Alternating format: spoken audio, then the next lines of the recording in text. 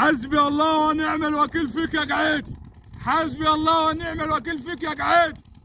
انت بتحاسبن عليها بالعراف يا جعيدي مش احنا كنا اتفقنا اللي احنا نزرع انا وانت غله؟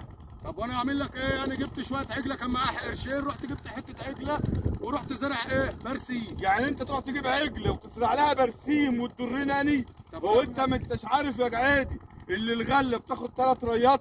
طب انا مش عارف هي بتاخد 3 ريات، انا لازم انا كل بطن لازم انا وانا راخر البرسيم ده، هو انا هعدمه عشان خاطرك ولا ايه؟ انت عارف كده انا اتضريت كده، مش عارف اكل عيالي اساسا ولا اجيب لهم كيسين فول. بعد كده يا عم، فلوسي كلها على الكيماوي. بعد كده يا عم ما انتش تأجر الارض اللي جنب مني، بأجر ارض بعدها.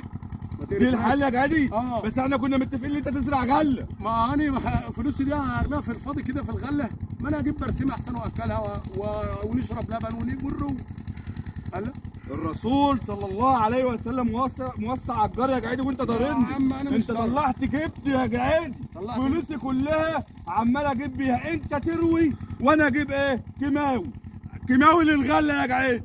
طب انا يا اعمل جعيدي لك إيه؟ ارحمني ما تدناكش تروي على الفاضي انا والمليان. ما برويش على الفاضي والمليان، كل بطن بحشها برو. انا انت هتشتغل. حسبي الله ونعم الوكيل فيك يا جعيدي. ده انك حاسب، ده انك حاسب. روح يا عم اطلع بقى من على الحد وبص الغله. انا هطلع من نص الارض.